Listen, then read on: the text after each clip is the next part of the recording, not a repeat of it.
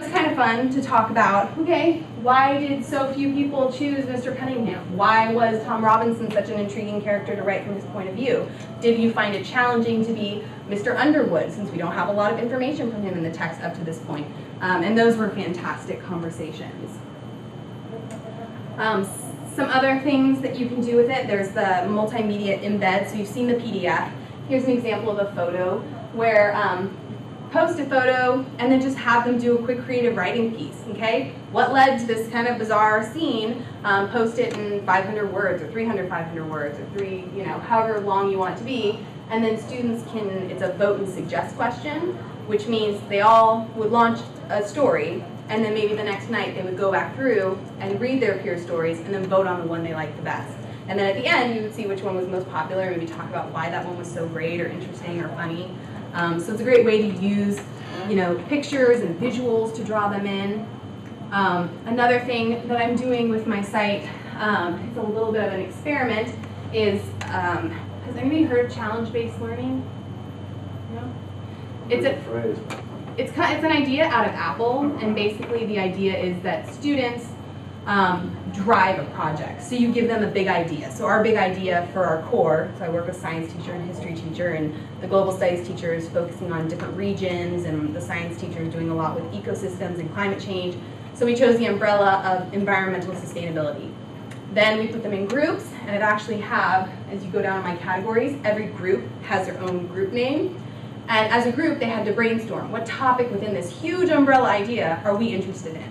And then they had to come up with some essential questions and make that topic relevant to their life. So if water conservation is what interested them, okay, how can we ask questions about how water conservation impacts us as students, as high school students?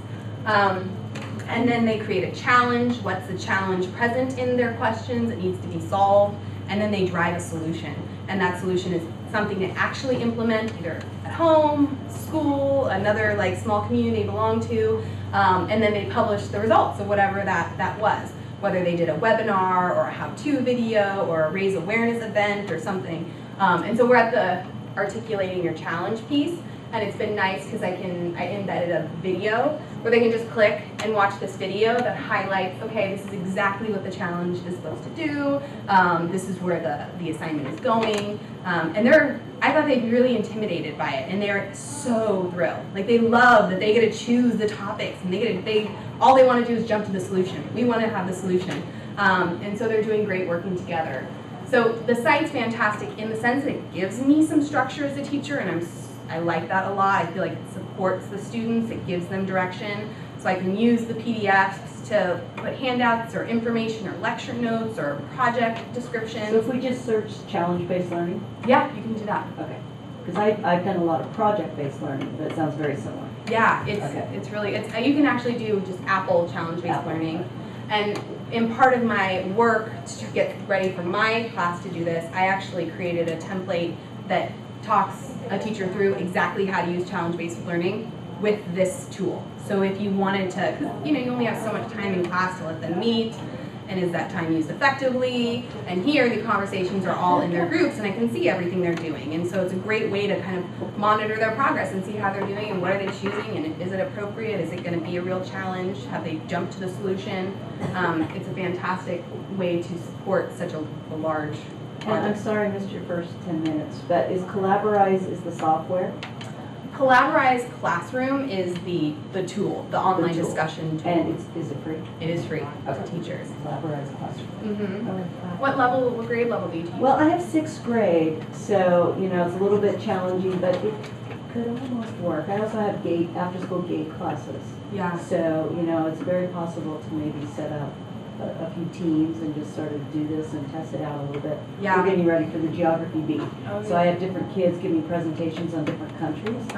And so maybe they could go online and share some with each other. And what's nice too is if you want them to post multimedia presentations, let's say they put together a little video, or they post something up on YouTube, or they have a visual they can scan or whatever, they can put them right up here, even in their rough draft stage or their final draft stage, and get all the students commenting on it, instead of, sometimes when you present class, there's not enough time. Exactly. Yeah. So it's, and I think middle school definitely could work. I mean, kids are so technologically savvy. Right. We're not doing enough, And so many careers expect that they know how to interact and engage in this way. And, I know up until last year, I definitely wasn't supporting them in this. They had to use computer to type up my essays. That was about it.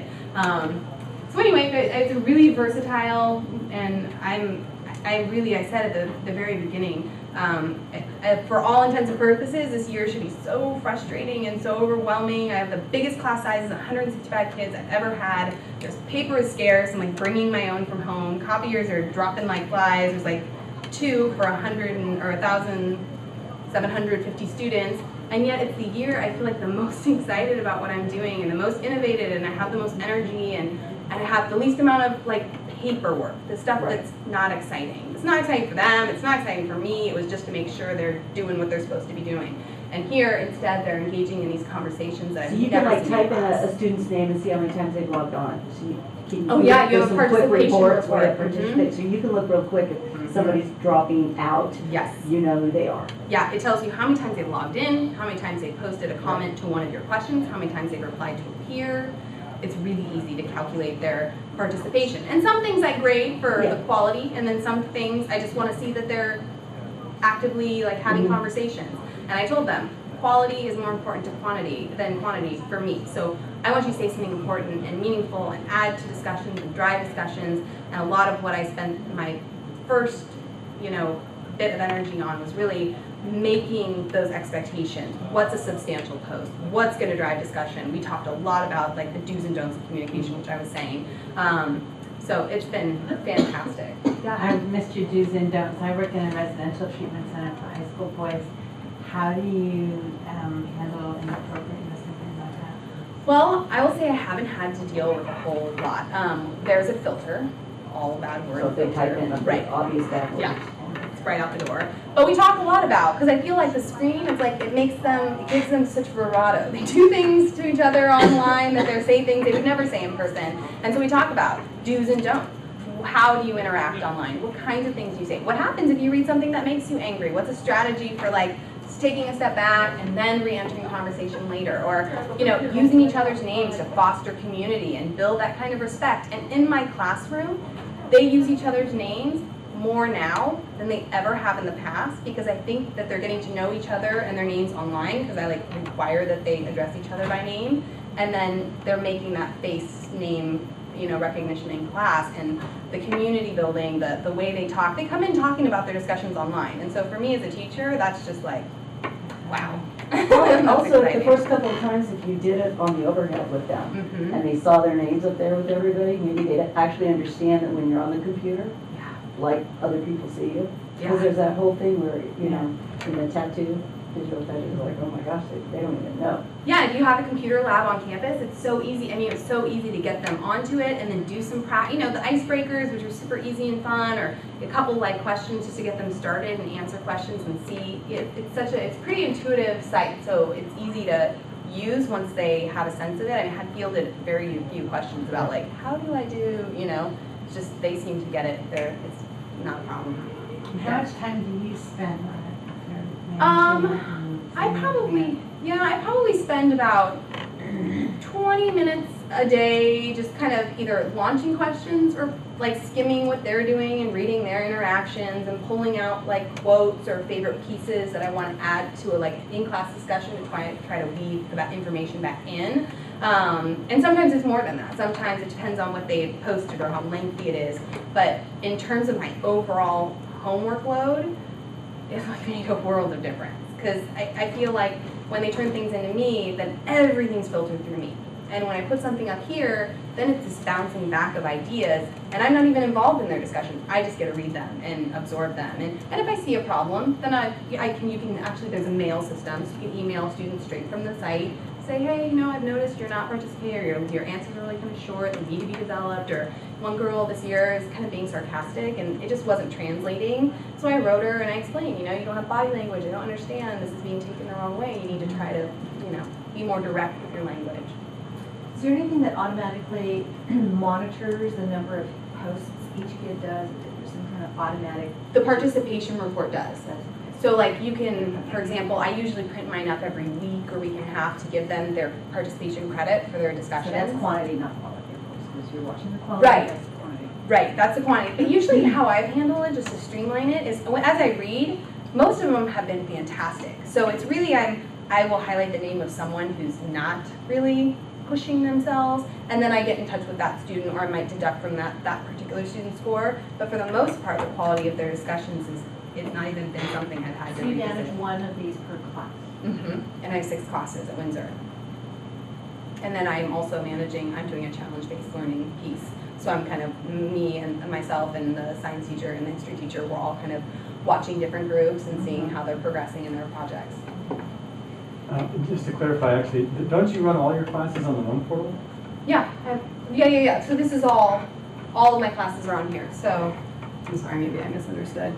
If you look down here, like. I'm saying, so, one first period only responds to first period, second period only. Right, yes. So really what they do is they click their particular class name, and that class has 3 questions up. So when they click that, just the 3 questions for their class comes up. Could you mix them if you wanted to? You could have them all be part of one big discussion for sure. I know a couple of the 11-12 teachers who are using it definitely do that for like a big core discussion, or some things are class and then some things are core, kind of go back and forth. You've been using this for? Since last January. And I spent a great deal of time this summer just developing resources, and everything I'm doing for, especially as I've had the English bend, so I just did To Kill a Mockingbird and literally created a whole like To Kill a Mockingbird question set for any teacher who might want to use it to take out that piece, which can be challenging, to find the time to design those interesting questions. So a lot of that is actually, you can access. I have some materials with me, and some of them I've uploaded right to the site. And a lot of teachers online have created like wonderful things like you have, and you can just go out and Access borrow. Oh yeah, don't recreate it. Wow. And so on a technology side, you haven't had trouble with the Apple PC because it's all kind of run through email and blog, just like if you had a blog or a wiki or something. Well, I haven't had any problems with those things. I've had problems with students who don't have like an email, and so then I've walked So right with now they're students. using personal email. That's how they get the invitation to access Okay. the site. And then they can just go straight to the site after they've gotten the information, the invitation, so I can make sure they're a legitimate user, Yeah. and keep, outside traffic from coming into my So I site. think SCOE has like a new Gmail connection. Oh, yeah. Yeah, for some free Gmail, yeah. How do you manage those kids that really don't have access or reliable access? That was actually one of my biggest hesitations to start it. Last year I started with my honors kids because they almost all have computers at home. My academic kids this year, what I found is there are a handful. Most of them do have computers. Some of them have computers at home and no email. But we have computers on campus in the library, and we work in cores, and so my science teacher has a little lab of computers in the back of her room. And what we're finding is students who don't have access at home are either doing it when they're with a friend at a friend's house, or they're heading into Hadley Hills room during lunch and doing it, or going to the library. Very few have like 8 blocks in their schedule, so they're on campus during times when they don't have class, or during lunch, or right after school. Even the whole football team has a football get-together for homework, and now they're doing it at the computer lab so that they can get online and do it. So it hasn't been the scary obstacle that I envisioned it being. It's good, even if they don't have access at home, now they're knowing how to use it, they have access in school, and Yeah. They're learning it. Well, and just walking students through how to set up an email, I mean, it's just bizarre to me that they don't. And then they're so like appreciative, like, oh, like this whole window has been open, they're actually online, they're using it. And I feel like this is a skill that is just so important for today's job market. I mean, I almost feel bad that it's not through texting, it's all through email. There's some talk about possibly having phone functions. Yeah, we can, depending on what teachers ask for, as you know, so this is Will on Colt. We work for the company that created Collaborize Classroom, and as I was going to say, as you know, when we hear from teachers what they want, we get it done fast. So if text responding is what you want, it'll happen. So do kids have to have an email to log on to the site? Well, they create the email address, but then once they hit the activation, when they can go straight to the site, and then just ask them to log in and put their username and password. So really it's just to get them into the list. It's free? Learn more at wecollaborize.com/classroom.